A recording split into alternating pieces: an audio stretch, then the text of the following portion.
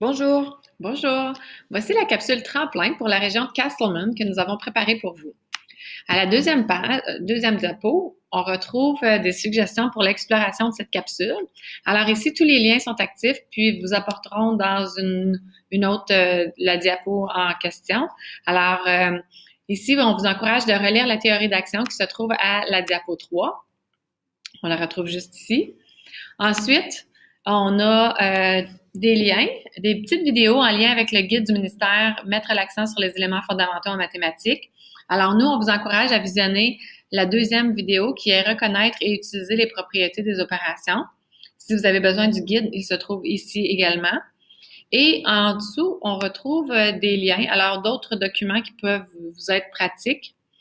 On a ajouté une grande idée qui chapeaute cette capsule et puis on vous encourage à garder en tête lors de votre enseignement. Ici, on a des activités mathématiques. Alors, les premières diapos, ce sont des résolutions de problèmes. Alors, ici, on a le pique-nique. Et puis, en dessous, dans les liens, vous retrouvez les guides d'enseignement efficace dans lesquels on retrouve ce problème. Si on va à celui de 7e à 10e année, ici, on a le problème et on a une progression des apprentissages à partir de la 4e année à la fin de 9e année. Alors, ça vous montre un petit peu l'importance de voir la table de valeurs ici.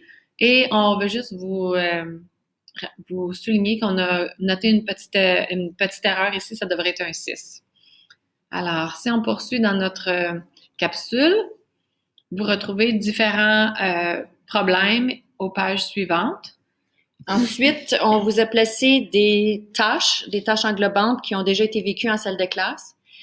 Si vous regardez dans les notes d'animation, comme par exemple pour Barbie Bungee, et puis j'appuie sur le lien ici, ça vous amène au bilan de l'activité quand elle a été vécue en salle de classe. Donc, vous trouvez des notes, des observations, des photos, même les feuilles qui ont été utilisées lors de cette activité avec les élèves. Il y a même des petites vidéos, le questionnement qui a été fait lors de cette activité.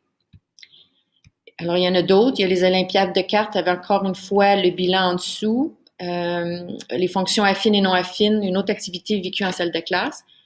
Si j'attire votre attention sur les liens qu'il y a en dessous ici, puis que j'appuie sur le lien, celui-ci, ça vous amène au vase. Puis on vous suggère de vivre une activité de VVV. Alors, l'élève visualise si le contenant se remplit d'eau. Quel aurait l'air le graphique? Est-ce que c'est une fonction affine, non affine? Est-ce qu'il y a une relation proportionnelle ou non? La façon que ça fonctionne, c'est que votre vase peut bouger de forme selon ce que vous voulez. Si on appuie ici, le vase se remplit. Donc, l'élève, au début, pourrait visualiser, ensuite verbaliser avec un partenaire pour voir, selon lui ou elle, quel a l'air le graphique. Puis ensuite, en appuyant sur Fill the vase, là, tout d'un coup, le graphique se forme et puis on peut discuter en groupe classe et puis vérifier avec le graphique. Alors, c'est ça. Il y a beaucoup d'autres liens. Ici, on vous suggère encore une fois, d'autres activités. Plus bas, il y a d'autres, des jeux d'association, parce que là, votre théorie d'action, c'était les relations.